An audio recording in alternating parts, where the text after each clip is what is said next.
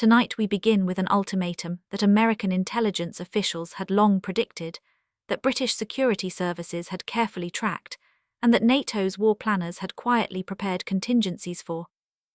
An ultimatum that unfolded not over weeks of diplomatic maneuvering, but in a single 24-hour period. 24 hours that triggered the first joint US-UK security warning since the invasion began. 24 hours that forced emergency sessions at the Pentagon, Downing Street, and NATO headquarters simultaneously. 24 hours that reminded the world that Vladimir Putin still believes he can dictate terms to the Western alliance. What Putin did today crossed a threshold that Washington and London had desperately hoped would remain theoretical. And when that threshold was crossed, Ukraine did not wait for permission. They responded with firepower, with precision, and with a ferocity that demonstrated exactly why Putin's ultimatums have repeatedly failed to achieve their objectives. For several weeks now, there had been indicators, not formal diplomatic communications, not official Russian government statements, just indicators that Putin was preparing something dramatically different from his usual posturing.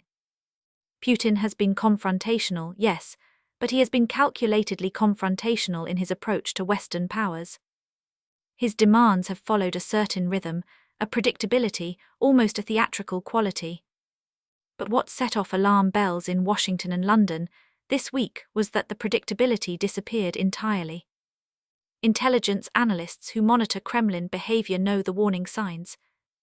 The unusual movement of diplomatic personnel, the sudden increase in encrypted military communications, the repositioning of strategic assets without explanation, the sudden silence from normally vocal Russian propagandists. All of that went quiet.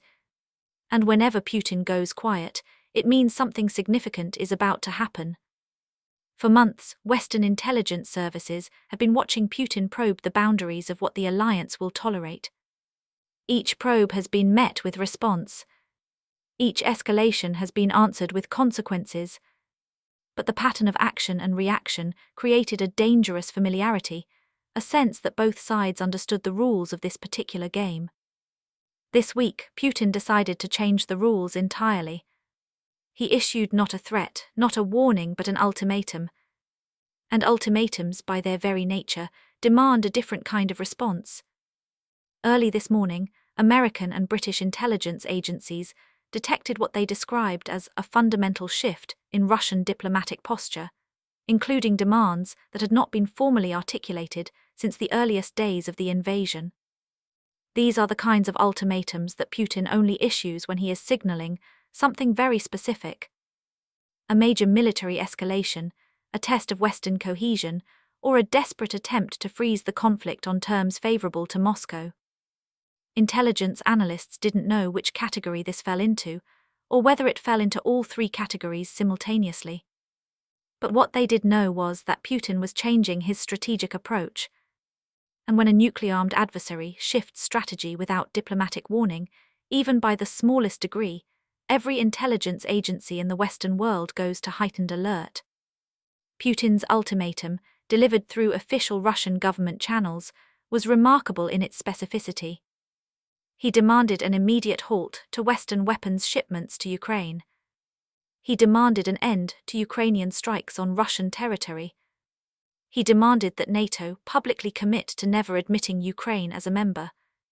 And he set a deadline: 48 hours. After that, Putin's statement read, Russia will be forced to take measures that the West has so far only imagined. That final sentence activated emergency protocols across the alliance. Within hours, the National Security Council was in session. Within hours, the British Cobra Committee convened. Within hours, secure communications between allied capitals were burning with urgent traffic. The message from Moscow was unmistakable: comply or face consequences. The joint warning issued by the United States and United Kingdom tonight was unprecedented in this conflict. It was not routine diplomatic language. It was not symbolic condemnation. It was not a measured expression of concern. It was urgent, coordinated, and unmistakably direct. Officials speaking after emergency security meetings described Putin's ultimatum as dangerous and destabilizing, fundamentally incompatible with international law, and perhaps most importantly, a sign of strategic desperation rather than strength. But ultimatums only work if the target capitulates. Ukraine did not. In fact, their response today was among the most forceful military operations we've witnessed since the liberation of Kherson. Here's what we know. Within hours of the joint US-UK warning being issued, Ukrainian forces launched a massive coordinated strike operation deep into Russian-occupied territory. These weren't the routine harassment operations that have characterized recent months. These were full-scale precision assaults, weapons systems and tactics that Ukraine only deploys when they are sending an unmistakable strategic message. The timing was deliberate, the targeting was precise, and the message was impossible to misinterpret. Ukraine does not accept ultimatums. Ukrainian military commanders, speaking through official channels, confirmed that the operation was designed to demonstrate capability and resolve. Russia issues deadlines, one official stated. Ukraine issues missiles. Tonight, multiple defense sources confirmed that Ukraine launched coordinated strikes on Russian military infrastructure across at least 4 oblasts, including a major command complex in occupied territory that had recently been designated as the headquarters for Russia's planned winter operations. Ukraine struck before Russia could launch. They hit command bunkers housing senior Russian military officials. They hit logistics centers that were stockpiling ammunition and fuel. They hit air defense installations that were protecting key Russian positions. In other words, Ukraine targeted the nervous system of Russia's military planning in the region. The command structure that would have coordinated Moscow's response to any diplomatic failure. This is what made the joint US-UK warning so urgent tonight. Putin's ultimatum wasn't just diplomatic theatre, it was preparation for escalation. It represented the kind of demand that, if unanswered, would have created space for Russian military action. And Ukraine, understanding that dynamic completely, responded with overwhelming force. Not recklessly, not emotionally, but with cold strategic calculation. They didn't strike population centers. They didn't target civilian infrastructure. They hit military command nodes, with strikes so accurate that secondary explosions were still being reported hours later. They hit weapons storage facilities that had been filling with Russian munitions for weeks. The destruction was extensive, but more importantly, it was targeted. Every strike served a purpose. Every missile had a specific objective. This was not random destruction. This was systematic degradation of Russian military capability. Ukrainian defense officials released satellite imagery showing the damage. The images tell the story better than words ever could. Where Russian command facilities once stood, there are now craters. Where ammunition depots once waited, there are now burn marks visible from space. And here's where the story becomes even more consequential. Western intelligence officials now believe that Putin's ultimatum was specifically designed to test the cohesion of the US-UK alliance after months of political uncertainty on both sides of the Atlantic.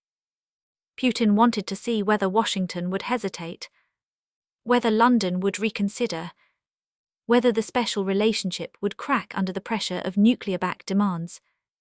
But instead, the opposite happened. The United States and United Kingdom didn't splinter. They issued a joint response that was so unified, so rapid, so forceful that even Kremlin watchers expressed surprise.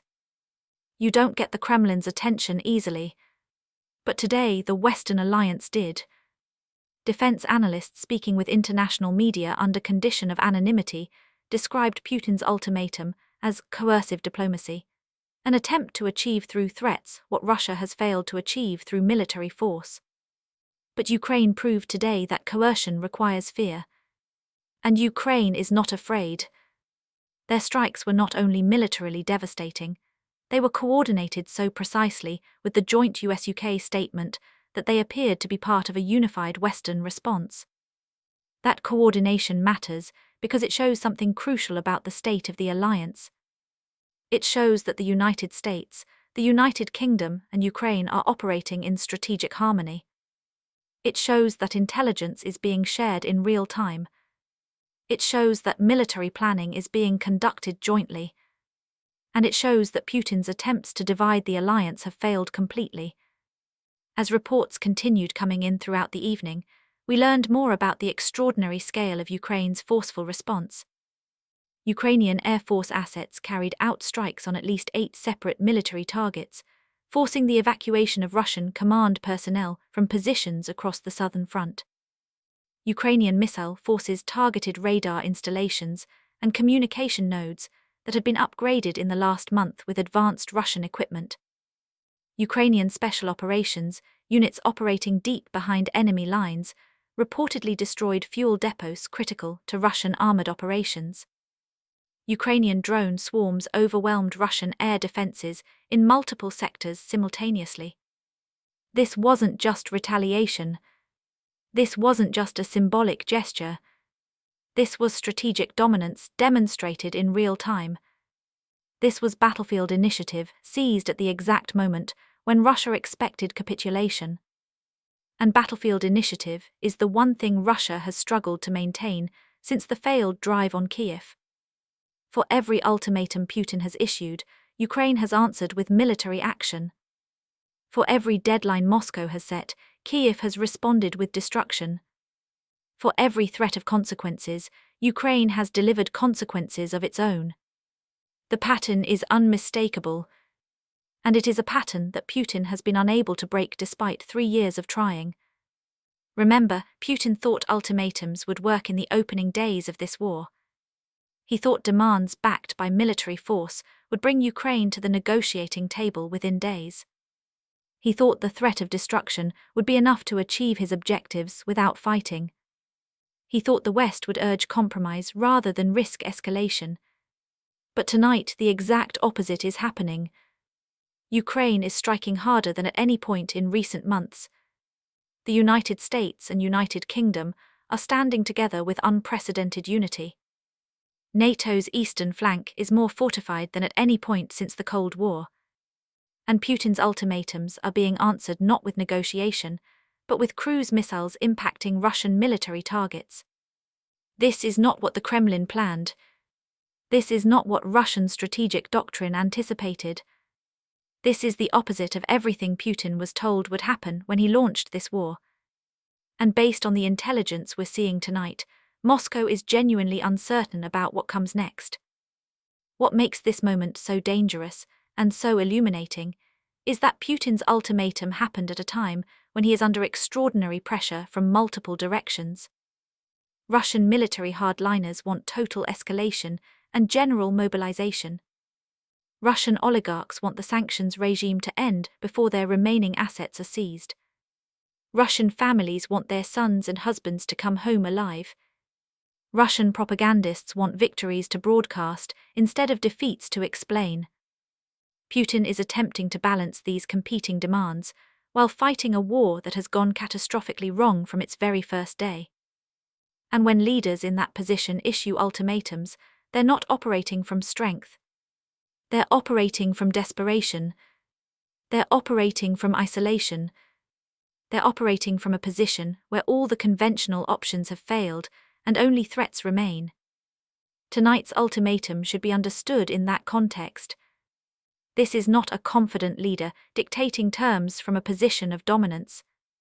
This is a cornered leader reaching for the most coercive tool in his arsenal because nothing else has worked. And that makes him both more dangerous and more predictable. More dangerous because desperate leaders take irrational risks. More predictable because desperation follows recognizable patterns.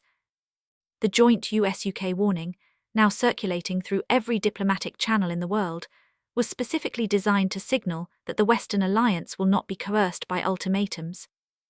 Officials said explicitly that Putin's demands were fundamentally incompatible with the principles of international order. That is diplomatic language for, "We reject your ultimatum entirely and we will not comply." you don't usually hear that level of directness from the State Department and Foreign Office unless something genuinely unprecedented is happening. The joint statement went further. It reaffirmed unwavering support for Ukraine. It pledged continued weapons shipments regardless of Russian threats. It explicitly stated that NATO's open-door policy would not be altered by Russian demands. And it warned of severe consequences if Russia escalated further.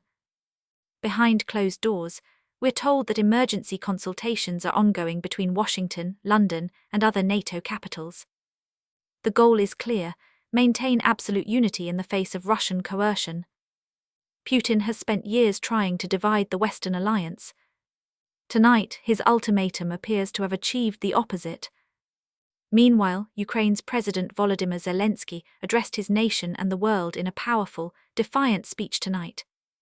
He said, "We do not accept ultimatums. We never have, we never will." He said, "Every demand from Moscow is met with the same answer: we fight until victory." And he said, "Ukraine's response to threats is not words, it is action, and tonight Russia has seen our action." These are not rhetorical flourishes. These are statements from a wartime leader who has spent 3 years under constant threat of assassination, whose capital has been bombed repeatedly, and whose nation has endured horrors unseen in Europe since the Second World War. When Zelensky speaks of defiance, he speaks from experience. When he promises action, he delivers. And tonight, that action was visible in the fires burning across Russian military positions throughout occupied territory. Here's what makes the situation even more precarious. Putin's ultimatum wasn't delivered in isolation. Along with his formal demands, Russian strategic forces conducted unscheduled exercises near NATO's borders. Russian cyber units launched probing attacks against Western infrastructure. Russian state media escalated its rhetoric to levels not seen since the invasion began. Russian diplomatic personnel were recalled from several Western capitals for consultations. All of this happened within the same 72-hour window. When Putin moves multiple pieces at once, it means a coordinated campaign is underway. Intelligence officials are now working to determine whether these moves represent genuine preparation for escalation or elaborate psychological theater. But in the world of strategic competition, the distinction matters less than it might seem. Theater can become reality without warning. Posturing can transform into action in minutes.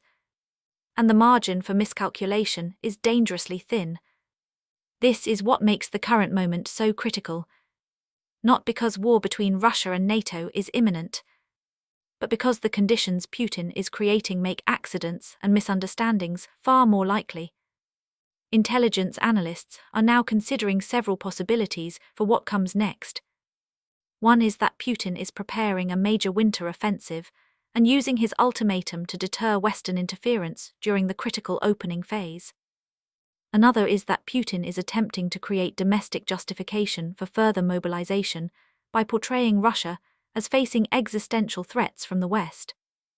A third possibility, the one generating the most concern in Western capitals, is that Putin is genuinely prepared to escalate dramatically if his ultimatum is rejected. But today, Ukraine took that calculation and shattered it entirely. They didn't wait for the deadline to pass.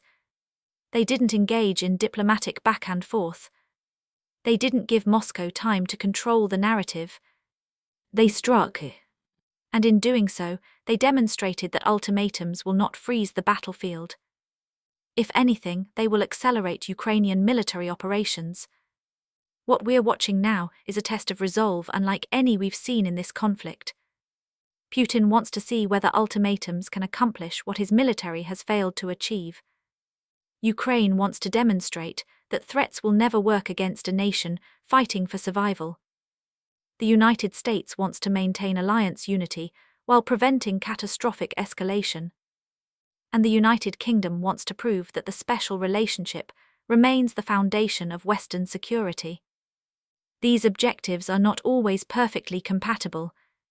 The tensions between supporting Ukraine and managing escalation risks are real. But tonight, those objectives appear aligned in ways that Putin clearly did not anticipate. Tonight, we've heard from intelligence sources who are monitoring Russian command networks for signs of how Moscow will respond to the joint warning and Ukraine's devastating strikes. They say there is visible confusion in Russian military communications. They say Putin's inner circle was not expecting such a rapid and unified Western response.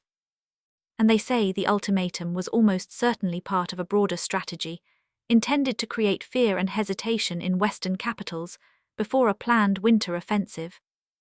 But Ukraine is not hesitating. In fact, Ukraine is pressing its advantage. Their response today, immediate, overwhelming, and precisely targeted, sent a message to Moscow that ultimatums will be answered with overwhelming force.